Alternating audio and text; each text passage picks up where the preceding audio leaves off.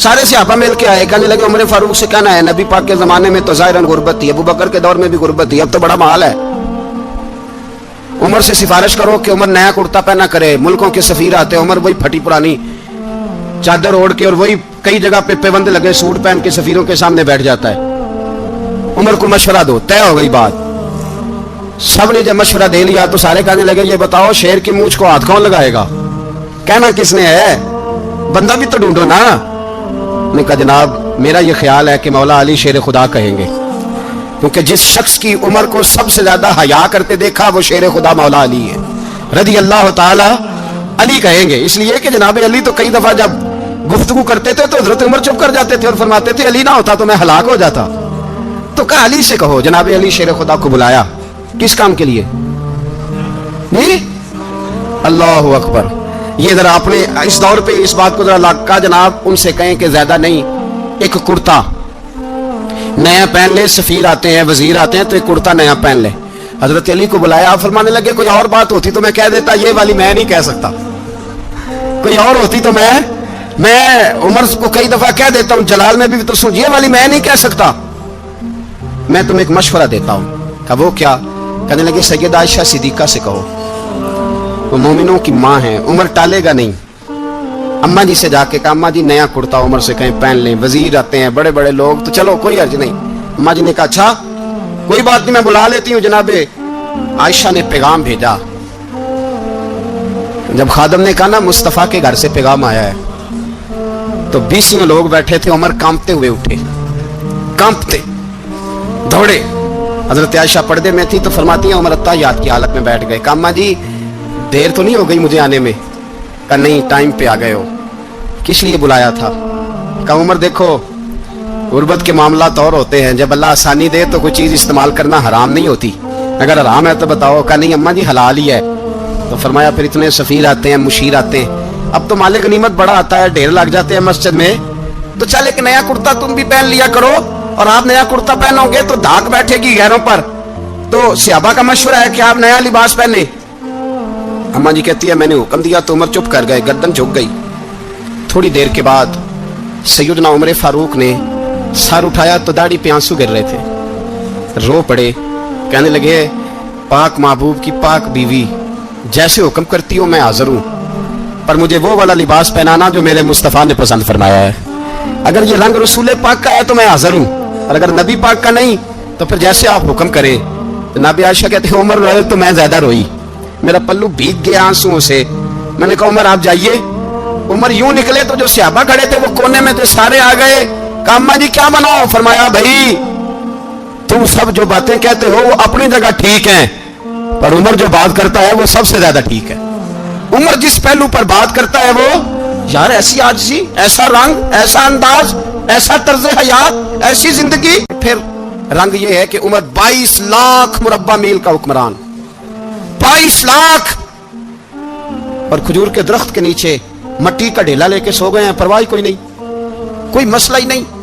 2 गुलाम साथ बैठे तो एक रोटी हजरत उमर ने घर से मंगवाई, थोड़ा सा सिरका, तो गुलाम कहने लगे हमने भी खानी है। फरमाया कोई अर्ज नहीं, रोटी को पेट भर के खाना जरूरी तो नहीं, 3 हिस्सों में बांट लेते। एक आदमी आया हुआ था मिस्र का रहने वाला मिलने के लिए, उसने पूछा उमर किधर है? तो कहा वो उधर जाओ मस्जिद में बैठे होंगे। और वापस आया तो कहने लगा वहां तो 3 गुलाम बैठे हैं, एक रोटी बांट बांट के खा रहे हैं, लगता है कई दिनों से रोटी नहीं मिली। कहा 3 गुलाम तो कोई नहीं, वहां 2 ही थे, तीसरे तो अमीरुल मोमिनीन थे। उसने कहा नहीं नहीं 3 गुलाम है, कपड़े भी एक तरह के पहने हुए, बल्कि 2 के तो फिर सही है, तीसरे के तो ज्यादा माड़े हैं। कपड़े भी एक तरह के, खाना पीना भी एक तरह का, और उनका नशिस्त बर्खास्त भी एक तरह की है, लिहाजा कोई फर्क नहीं। हजरत अबू हुरैरा कहते हैं मैं लेके आया, और जनाब उमर को जब मैंने कच्ची जमीन में तामत समेत बैठे देखा तो मैं रो पड़ा। मैंने उस मिस्र से आने वाले को कहा तू इसके जलवे देख, अगर इसकी जात में इतना हुस्न है तो मोहम्मद अरबी का मकाम क्या होगा? ये मकाम गौर है, मकाम गौर। एक जंग से ना खुशबू आई, खुशबू बड़ी महंगी होती थी, अरब में खुशबू आज भी बड़ी महंगी है, वो ज्यादा इस्तेमाल करते हैं। मेरी बातों की समझ आ रही है मेरे भाई? बड़ी महंगी खुशबू थी। जब वो खुशबू आई तो हजरत उमर ने कहा, घर में पहले पहुंची हजरत उमर के, चूंकि ज्यादा औरतें इस्तेमाल करती थी घर के अंदर खुशबू, मर्द भी लगाते थे। हजरत उमर ने अपनी बीवी से कहा, आपकी ज़ौजा तो थी वो बड़ी खुशबू को पसंद करती। हजरत उमर ने अपनी ज़ौजा से कहा कि खुशबू लाओ। میں نے ایک عورت کی ڈیوٹی لگائی ہے, وہ خوشبو تول تول کے نا تو حصہ برابر صحابہ میں بانٹ دے گی. تو آپ کی زوجہ کہنے لگی کسی بی بی کی ڈیوٹی لگانے کی کیا ضرورت تھی, میں جو موجود تھی میں بانٹ دیتی ہوں تول کے حصہ برابر. آپ نے فرمایا نہیں تو رہنے دے, وہ فلانی بی بی بانٹے گی. کہا حضور میں نے بھی بانٹنی ہے, میرے پہ کوئی شک ہے؟ آپ نے فرمایا نہیں, تو تفصیل نہ پوچھ, تو خوشبو دے دے, کوئی اور بانٹے گی. خاتون خانہ تھی نا, کہنے لگی نہیں مجھے بھی آج آپ کو بتانا ہی پڑے گا کہ کوئی جو بانٹ سکتی ہے تو میں کیوں نہیں بانٹ سکتی. زوجہ کہتی عمر نے بات کی تو میری چیخیں نکل گئی. حضرت عمر فرمانے لگے جب تو خوشبو بانٹے گی نا تیرے ہاتھوں کو بھی لگے گی, تیرے دوپٹوں کو بھی لگ جائے گی. اگر رب کریم نے مجھ سے سوال پوچھا کہ عمر خوشبو تو مسلمانوں کی تھی, تیری بیوی کے دوپٹے کو کیوں لگ گئی, تو میں اللہ کے حضور کیا جواب دوں گا؟ اگر اللہ نے یہ سوال کیا کہ تیری بیوی نے کیوں لگائی, وہ تو حصہ تھا مسلمانوں کا, تو تم نے تیری بیوی نے کیوں لگائی؟ تو فرمایا میں نہیں چاہتا کہ اللہ کے حضور مجھے اور تجھے باز پرس ہو, لہذا کسی اور کو بانٹنے دے. زوجہ روئی اور تڑپ کے کہنے لگی عمر مجھے لگتا ہے صبح قیامت بھی تیری بیوی ہونے کی وجہ سے اللہ مجھے جنت عطا فرما دے گا, تیری زوجہ ہونے کی برکت سے. بھائی یہ معیار رکھا, خدا کی قسم ایسا شخص تاریخ میں دوبارہ نہیں آیا. اتنا بڑا آدمی, اتنا بڑا شخص. حضور نے جہاں بھی کہا نا, فرمایا میرے بعد نبی ہوتے تو خطاب کے بیٹے عمر ہوتے. حضور نے فرمایا عمر جس رستے سے جاتا ہے شیطان وہ رستہ بدل جاتا ہے. نبی پاک صلی اللہ علیہ وسلم نے فرمایا میرا عمر وہ ہے کہ اس کی زبان پر حق جاری ہے. حضور علیہ الصلوۃ والسلام نے فرمایا 950 سال حضرت جبریل میرے عمر کی شان بیان کریں تو ان کی عظمت ختم نہیں ہوتی.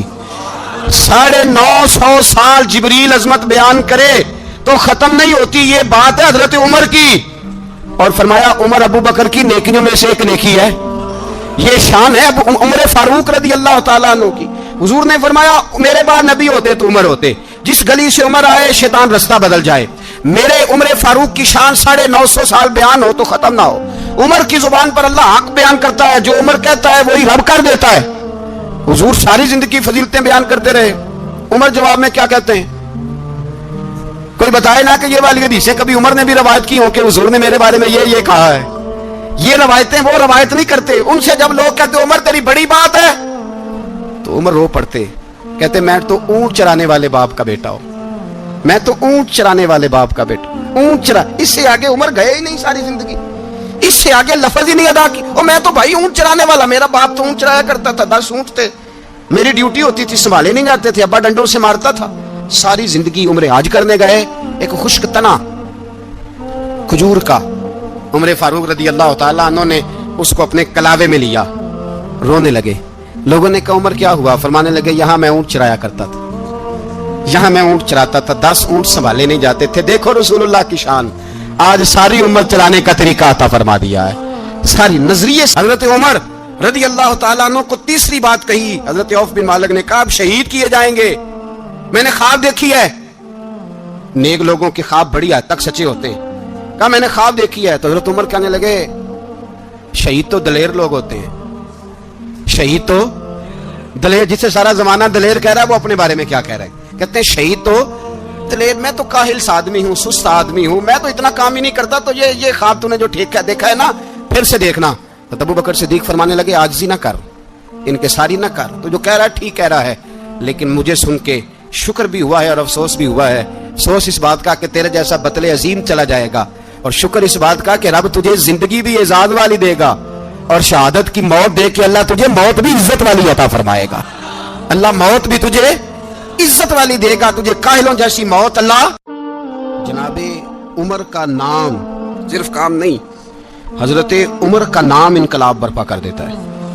حضرت عمر کا نام کفر کے ایوانوں میں, جبر, ظلم, شرک کی وادیوں میں جب حضرت عمر کا نام بھی لیا جائے تو بے ایمان کانپنا شروع ہو جاتے. حضرت عمر فاروق رضی اللہ تعالی عنہ. حضرت عمر معمولی شخص نہیں, معمولی آدمی نہیں. کچھ لوگ صدیوں کے بعد پیدا ہوتے ہیں, اور کچھ لوگ ایسے ہوتے ہیں جو ایک ہی بار پیدا ہوتے ہیں, ان جیسا دوسرا پیدا ہوتا ہی نہیں, دوسرا ان طرح کا پیدا ہوتا ہی. حضرت عمر رضی اللہ تعالیٰ عنہ جیسی شخصیات پیدا ہی نہیں ہوتی دوبارہ. سارے صحابہ در رسالت مآب پہ خود آئے. یہ وہ عظیم شخص ہے جسے اللہ کے محبوب نے اللہ سے مانگ کے لیا, کہا اے اللہ یہ مجھے دے دے, اللہ سے مانگ کے لیا ہے. اس لیے صوفیاء کہتے ہیں کچھ مرید ہوتے ہیں کچھ مراد ہوتے ہیں.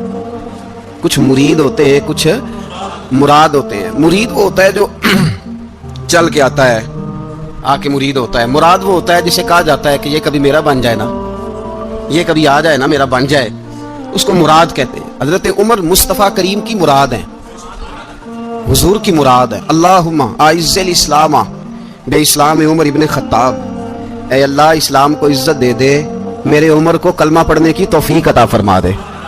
اور کیسے دعا مانگی؟ او یار حضرت عمر کی تو اس فضیلت کا کوئی جواب نہیں دے سکتا. میرے رسول پاک علیہ السلام سب کے لیے ہی دعا مانگتے ہیں نا, حضور کی دعا عام ہے, لیکن مصطفیٰ کریم نے کعبے کا غلاف تھام لیا اور غلاف کعبہ کو حضور نے سینے سے لپٹایا اور سینے سے چمٹا کے کہا اللہ میں نے تو کبھی سوال ہی زیادہ نہیں کیے, میں کرنے آیا ہوں, مجھے عمر دے دے, عمر دے دے. حضور نے مانگ کے لیا.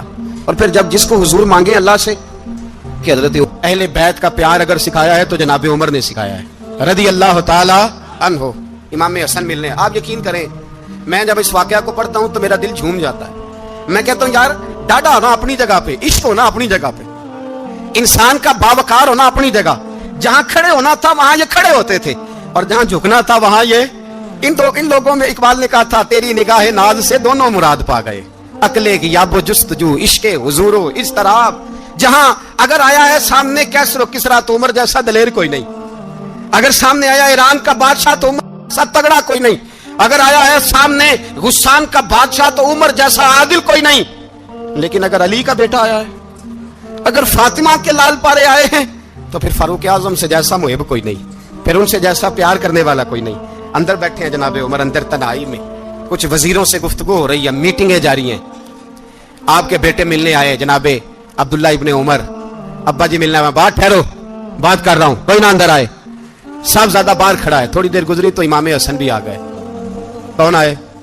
آپ کو جو ملے گا امام صاحب کا نام لینے سے, وہ سردار ہیں جنتیوں. کون آئے؟ سارے بولیے. امام حسن تیری نسل پاک میں ہے بچہ بچہ نور کا, تو ہے نے نور تیرا سب گھرانہ. امام حسن آئے تو حضرت عبداللہ ابن عمر کو دروازے پہ کھڑے دیکھا, کہا امیر المومنین کہاں ہیں؟ کہنے لگے حضرت عمر کے بیٹے. کہنے لگے وہ اندر بیٹھے, کچھ میٹنگ ہو رہی ہے, اور انہوں نے کہا کوئی اندر نہ آئے, لیکن آپ جانا چاہیں تو چلے جائیں, آپ جانا چاہیں تو, تیری نسل پاک میں ہے بچہ بچہ نور, آپ جانا چاہیں تو چلے جائیں. تو انہوں نے کہا جب آپ باہر کھڑے ہیں تو مجھے کوئی اتنا ضروری کام نہیں, اور ابھی زور کی نماز تھوڑی دیر میں ہوگی, میں مسجد میں مل لوں گا امیر المومنین سے. یہ بات کہہ کہ امام حسن چلے گئے. یار اتنی بڑی بات نہیں تھی, اتنی بڑی بات نہیں تھی. وہ میرے استادوں کا بیٹا بھی آئے تو کہا ٹھیک ہے جی وہ سوئے ہوئے ہیں, کوئی غرض نہیں یار میں ٹھہر کے آ جاؤں گا, کوئی بڑی بات نہیں تھی. دیکھا جائے تو بڑی بات نہیں تھی, پر بات بہت بڑی تھی, اس لیے کہ یہ خالی حسن نہیں, یہ حسن ابن علی ہے, یہ حضرت فاطمہ کے لخت جگر. حضرت عمر باہر نکلے, عبداللہ ابن عمر سے پوچھا کوئی آیا تو نہیں؟ تو کہا حضور امام حسن آئے تھے. تو کہا پھر شہزادے کو اندر کیوں نہیں بھیجا؟ کہا میں نے کہا تھا. وہ کہنے لگے اگر امیر المومنین مصروف ہیں تو میں ظہر میں مل لوں گا. حضرت عمر رونے لگے, فرمایا بیٹے تو نے اچھا نہیں کیا. پھر مسجد نہیں گئے, سیدھے امام حسن کے دروازے دستک دی. امام حسن باہر آئے, کہا شہزادے آئے تھے تو ملے کیوں نہیں؟ تو امام حسن کہنے لگے حضور آپ کا اپنا بیٹا دروازے پہ کھڑا تھا, آپ کا اپنا بیٹا دروازے پہ کھڑا تھا, اور منع بھی کیا تھا آپ نے, تو میں زور میں مل لیتا. حضرت امام حسن فرماتے ہیں جوش جذبات میں جناب عمر نے سر سے پگڑی اتار دی, جوش جذبات میں. کہنے لگے حسن میرے بیٹے کا اور آپ کا کیا مقابلہ؟ کیا اس کی ماں کا نام فاطمہ الزہرا ہے؟